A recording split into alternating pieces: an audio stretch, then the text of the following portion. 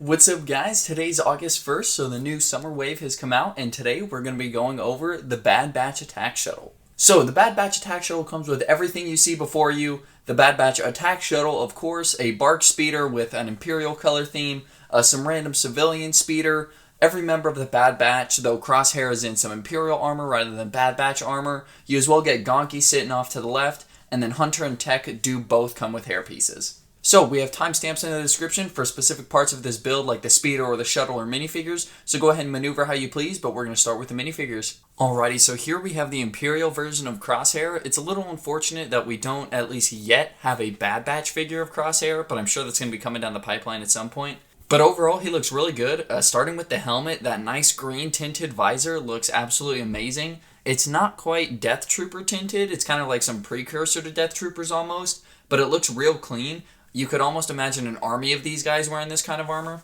And then moving down to his chest and his legs, the printing there is overall really good. Like, it really well emulates what he's wearing in the TV show. In that first episode, we see him don that Imperial armor. The leg printing is real good. They have some nice knee guards going on there and even some nice foot printing way down there on the bottom. And then on the backside, they don't include a backpack for him, but they do make a print to help simulate the backpack that he's wearing in his whole sniper getup. And overall, it looks real good. His backpack has a little keypad that looks like it has a few buttons, and maybe has a few thermal detonators on his belt just beneath it. And thanks to how bright the light is, you can't see his face print too well, but it does have that nice little crosshair over his right eye. But looks really good, pretty close to the normal clone head, but with a little bit of style that Crosshair has. So now we have Echo, and overall this figure looks absolutely amazing. He's probably one of the better figures I have in my entire collection. So we'll start up top with his helmet, but his helmet looks really good. It has the nice thin visor like he has in universe. And then the entire Bad Batch, excluding Tech, they're made of this nice gunmetal gray color. So they all shine in light, so it makes it a little hard with these ring lights and everything I have going on. So unfortunately, it's not an exclusive helmet mold to match what Echo's helmet looks like in universe, to match the cybernetics that is implanted in his head. But it still looks really good. I didn't expect them to make an exclusive helmet, so overall he looks real nice. So now I'll move on to his chest and his arm, and I only say one arm because one is just gunmetal gray, and then the other has printing because it's meant to emulate his robotic cybernetic arm.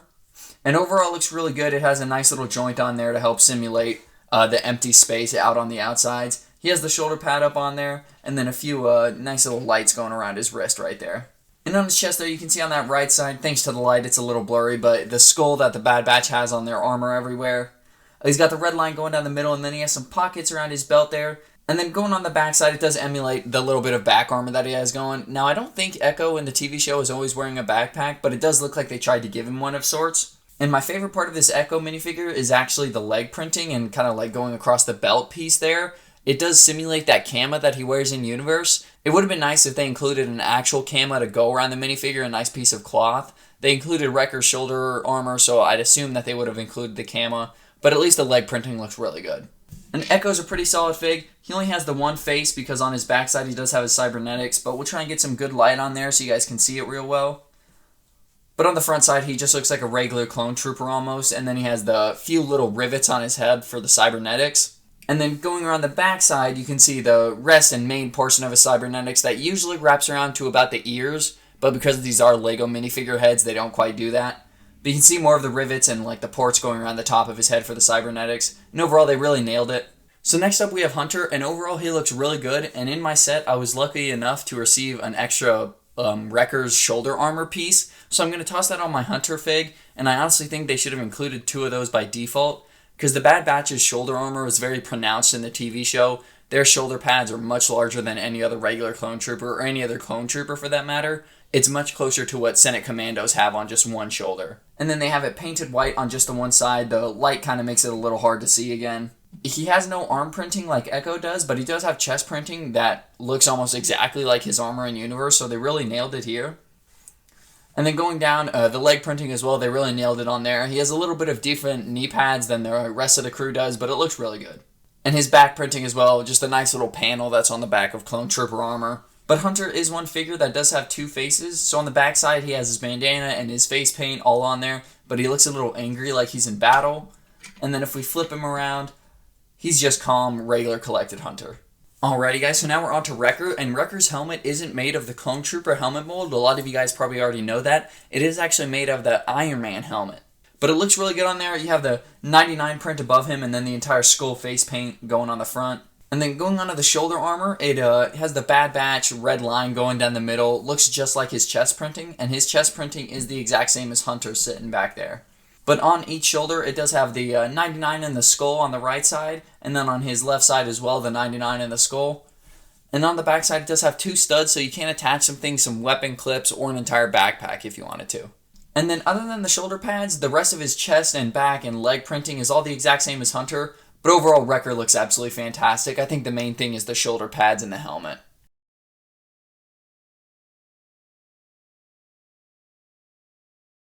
And then just on the backside here, we do have a weapon clip to hold a knife or one of the weapons that any of the minifigures come with. And then on the other side of the speeder, you do have an intake, and then it matches with the exhaust on the rear here. So we've wasted enough time on everything else. Now we can get onto what I bought this set for, is the shuttle itself. So we're going to start with the exterior, and then we'll go inside. So this set is almost exactly symmetrical down the middle, minus a few grays misplaced here or there to simulate some rust and wear and tear. So I will just be going over one side. So starting with this top fin, I do like how it's outlined with the sand blue and the gray, and then the black is kind of the main portion.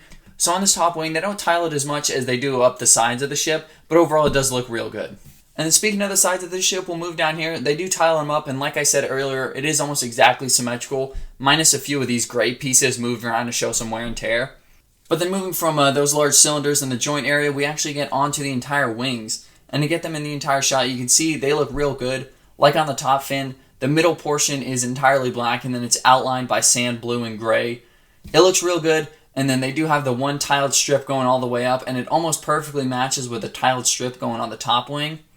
And then they tile up some of it closer to the front here so that it can fold up just perfectly with the interior going perfectly straight up at 90 degrees. On the other side of the wings, nothing too fancy, just the opposite side of studs and then the connection to make it secure with the Technic rods.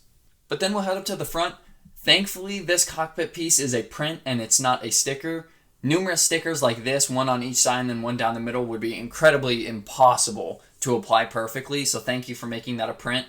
But it does hinge off the roof piece back there, and it doesn't hinge up too much with the wing on top, but we'll go over the interior when we get there. So the entire nose underneath this nice printed bit, it's tiled up on the sides, and then it goes into this nice curved piece to smooth around to the pointed nose right here.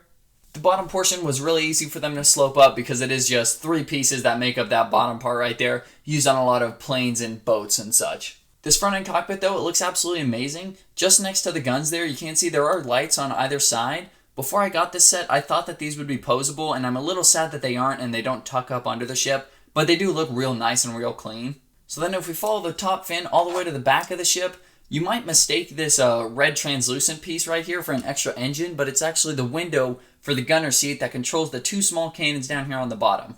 Now, it's not quite in a perfect accurate position in representation to what the ship actually looks like in universe, but it's close enough for the LEGO scale since they aren't going full UCS perfect interior space, you know. But you can see on both sides of the ship, I do have the engines armored up a little bit. Each one of these panels is actually a sticker, but it's real easy to apply, and they all go the exact same direction, so you don't have to worry about which orientation they are. But you can see they fold in perfectly on these translucent blue tiles back here to help represent the engine plume. It does fold in nicely to help armor it up in case you need to cover it from fire or when you're in landed mode. But then when they're folded all the way out, it does look real smooth with the side paneling and the side tiling that goes down the side of the set. And then of course, you know LEGO had to include some spring-loaded shooters, but luckily on this set, they tucked it away really well, and they even put some sand blue on top of it to help hide it even more. So you do have spring-loaded shooters on either side. I don't have mine in there right now because grabbing the ship, you primarily grab it from the bottom, so I've accidentally set them off a few times. And then from the front view, you can see those spring-loaded shooters down there. They're barely even poking out from the bottom, so it doesn't really take away from the exterior look. But now that we've hit the entire exterior, let's head inside. So to access the cockpit, we actually have to fold up this roof piece right here. And then you can see that that hits that top fin, and the entire roof assembly for the whole ship is actually one thing. So we'll hinge again right there to expose the rear interior area as well as the front. So in the cockpit here, you can see the pilot is the only seat that actually has any controls with that control panel piece printed up at the front.